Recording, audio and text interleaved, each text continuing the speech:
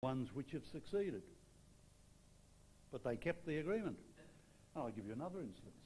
There's always been a very great deal of resentment in China about the unequal treaties which were made with Russia when it was an empire.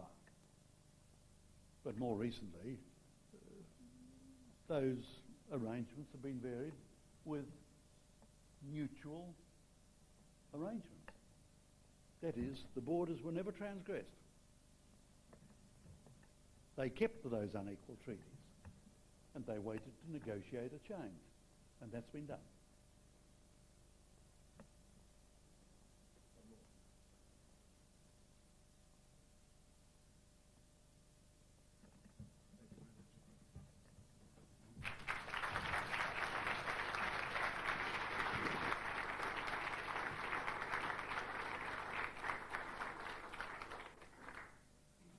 As I previously acknowledged, His Excellency the Ambassador Hua has agreed to also make a few comments and indeed toast the future of our relationship with China and Australia. I feel that the ex-Prime Minister, Mr. Gough Whitlam, has made an appropriate introduction to you, so I'll say no more other than the Ambassador has been a great friend of the Council over the time he's been in Australia and made an enormous contribution, not just in previous years but in current years, to the enhancement of the relationship. I welcome you.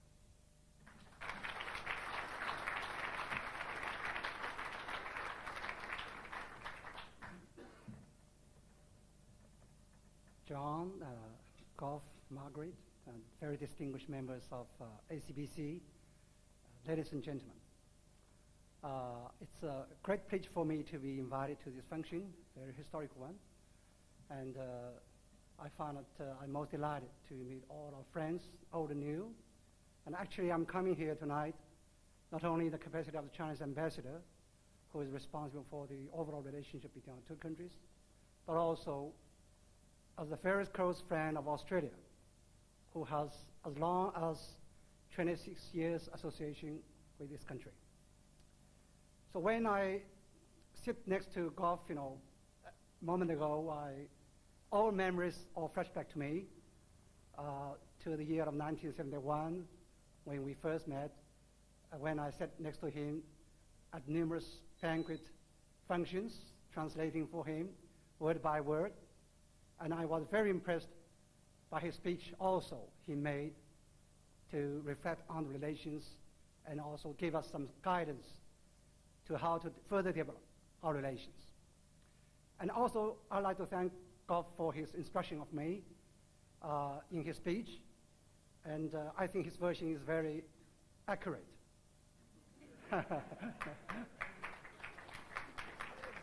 I'm saying that because, there have been different versions, how we met in 1971, and one of which say that Gough knows my father, who is a banker in Shanghai, very well, and when he made a trip to China in 1971, and he found that the banker's son was still working hard in the countryside, and he was determined to come to my rescue.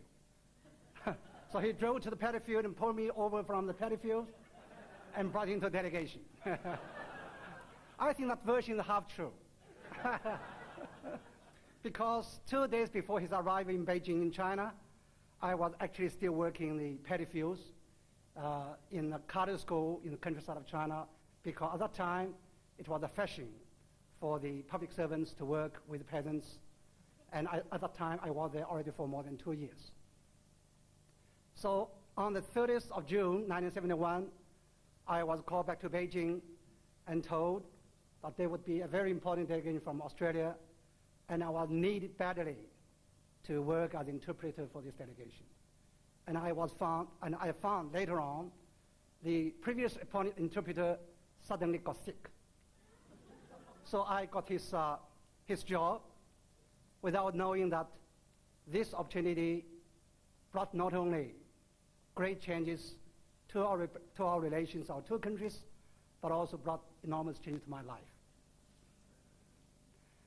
On that trip, I remember very clearly, Gough, you made several wishes I think 3 in all, which impressed me greatly. 2 you made to our late Premier Zhou Enlai when you met on the 5th of July, 1971, in the Great Hall of People in Beijing. 9:30 start, ending at 11:30.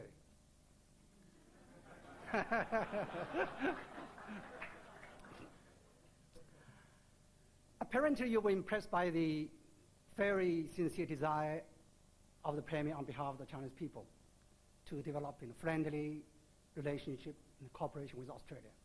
And you said, may I wish that I could win the election the following year in Australia, and in that case, I will certainly decide to establish diplomatic relations with China, because the Labour Party has already endorsed that position many years ago. And second thing you said, if we have diplomatic relations, I will certainly come back to China again as the Prime Minister of Australia.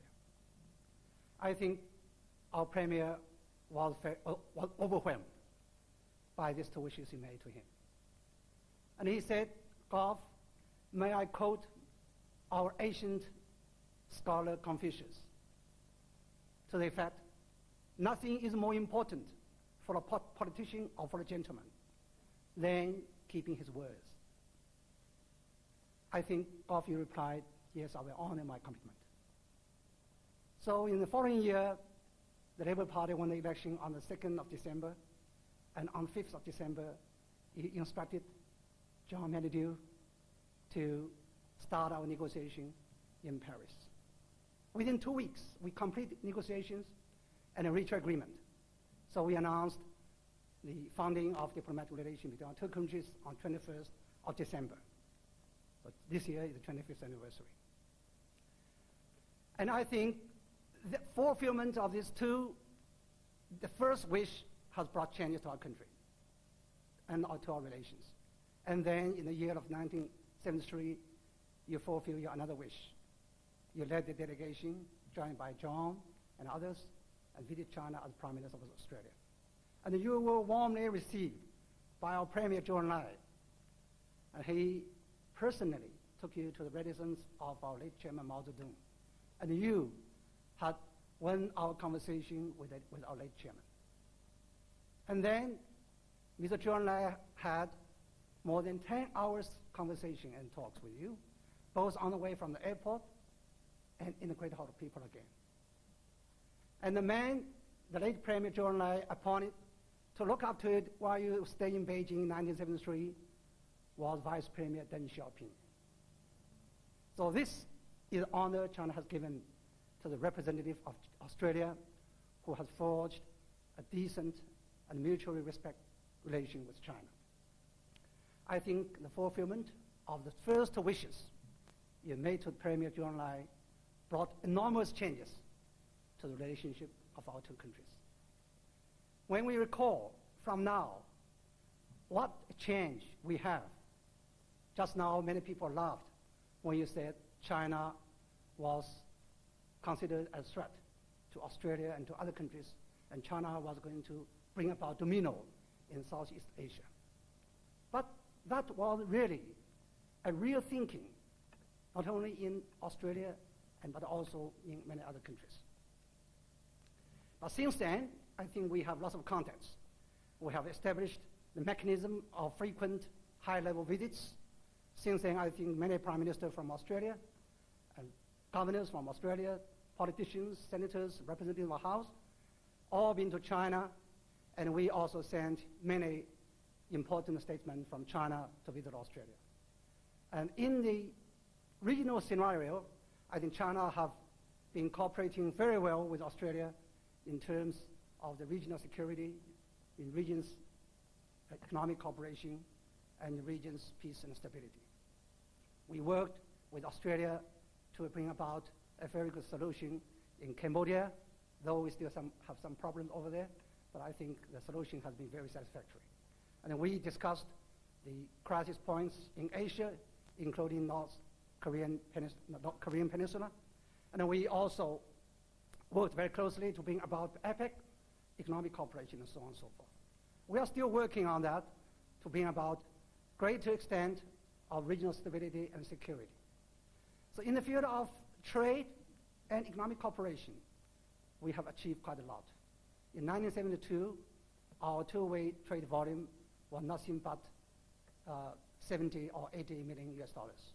But now, I think this figure is between 5 billion to 6 billion US dollars. And we still have big potential to tap in these fields. And in the field of the mutual investments, Australia has already opened up more than 3,000 invest enterprises in China with a total investment of more than 1 billion US dollars, while China has been operating more than 200 enterprises in Australia with a total investment from China about 500 million US dollars. So all these things are still going ahead, and China is also ready to put more investments in China in terms of resources and the service sectors. So we can look forward a very exciting period to come in the in the future years. Besides, we also have many links between universities, colleges, and I'm very happy to learn from our friend over there that you are going to open up in a very nice school in Nanjing, training Australian schoolboys to learn Mandarin. And also, we have sent so many students to study in Australia, and universities have established very good contacts and links between each other. And we also have more than 30 pairs of sister relationship between our cities and the states of our two countries. So all these are very good signs. And today, we also have learned a good news from Beijing that our government has announced that we will make Australia the official destination of Chinese private tourists.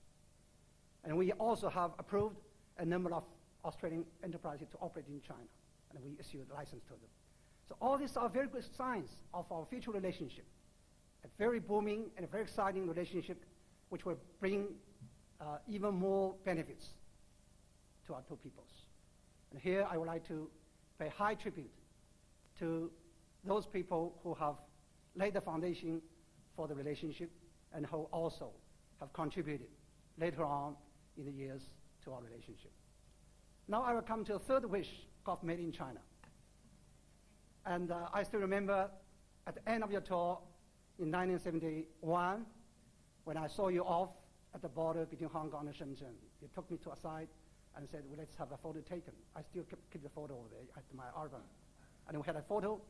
After that, you said, Mr. Hua, when we have diplomatic relations, you must come to Australia and work in your embassy. So I think your wish has been overfulfilled.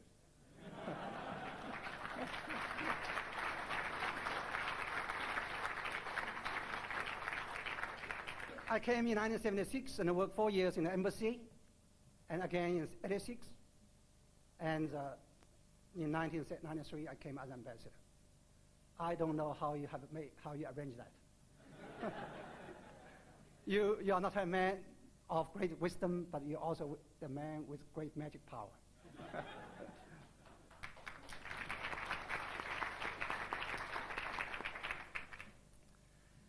So last but not least, I think I should say that we shall not be complacent with what we have achieved. Because, of course, a lot of things happened in our relationship. I think we still have a long way to go to further enhance our friendship and cooperation. A question has been weighing over my mind these days. That is, we spent 25 years in advancing our relationship from hostile adversaries, so to speak, in 1971, into a relationship of partners, economic partners, I quote from Australian government. Then I ask myself, how many years do we still need to advance this relationship of partners into one of real friends? It perhaps will take another 25 years? I hope not. I think we have a very solid foundation right now for the relationship. All those things which have interrupted our good relationship is nothing but misunderstanding. So I think we will agree with me that we should all work together to enhance our mutual understanding and enhance our mutual friendship. I don't know how long it will take, but I think one thing is certain, no matter where I am, no matter where you are, we will all work and join our efforts for enhancing our friendship, enhancing our mutual trust, and advance our relationship into one of real friends. Because Australia and China do not really have any clash of interest. The problem we had is perhaps misunderstanding. So I think we really have a very bright future to look to. And luckily, our old friends like Gough and others have laid the foundation work. As the Chinese saying goes, when you have the shade of a tree, never forget those people who have planted the tree. I think all of us here in the hall are enjoying very nice shade under the tree in a very big summer in Australia.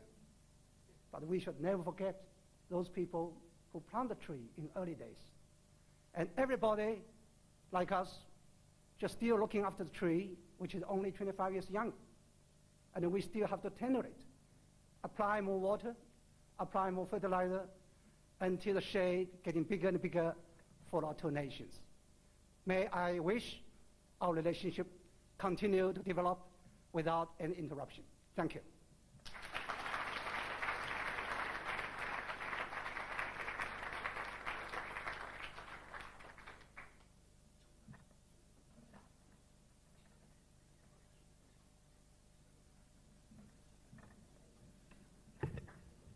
Before I ask Robert Minter, our New South Wales President, to offer a vote of thanks, there's a couple of other matters that I should mention.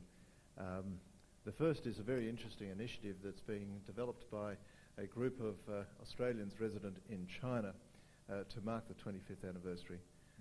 They are raising a fund, a modest fund I would suggest, of $350,000 to support a school in a remote area of China, Yunnan province. They are looking to individuals, not corporates, for donations. So far about a half of that has been raised, and they are looking for about $90 per person or more if you're willing to do so.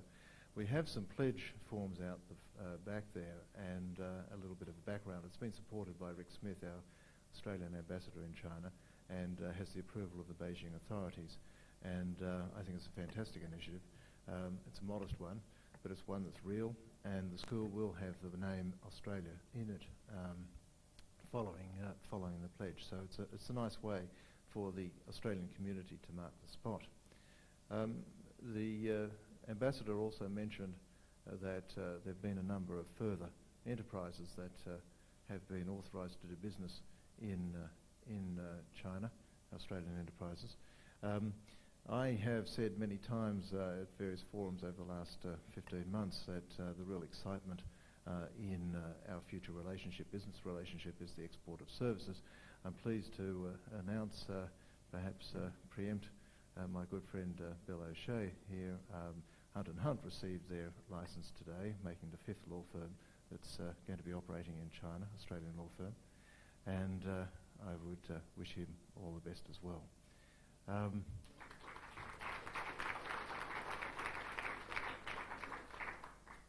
If I could invite one of my other professional colleagues, Robert, to the podium. Thank you.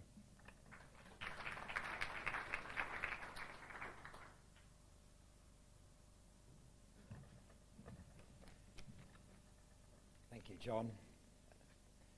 Mr. Whitlam, Mrs. Whitlam, Ambassador Hua, ladies and gentlemen. We've certainly had the benefit of insights into the continuity of history, the importance of history, and how it goes on, and that we are living in the midst of it, and it will not stop now, it will continue on for the future. It now remains for the Australian business community to grasp that nettle and to continue to make history, because we are only at the very beginning of it all. The Australia-China Business Council, the ACBC, for its part, is established to make sure that Australians have some of the necessaries to do business better in China, building up and imparting know-how on Asian business strategies for Australians in particular. Now that challenge is quite considerable. We've seen tonight the importance of history. We've seen tonight how the relevance of what goes on in this complex world, some insights into what goes on in this complex world, can impact on what we do. And I must say, I really had to quote tonight something I read in the Financial Review this morning, which shows that there is another world out there, which shows that other people are thinking in ways that not all of us may be thinking tonight, and I hope that Mr. Whitlam's speech and the ambassadors as well may have inspired us to think other than this gentleman who was a senior official with DFAT who said only this morning, "It is debatable whether Australia's political, social and cultural values or its national interests sit easily under an East Asian roof, or whether East Asians would ever regard Australians other than as guests." Now, comments like that really make you question where we stand and how we stand. Well, by the year 2020, as John mentioned at the beginning of the evening, China looks like becoming the world's largest economy. And we simply can't say that we don't fit. We have to fit, and we are fitting. If we don't, we'll be extremely vulnerable, and we will continue as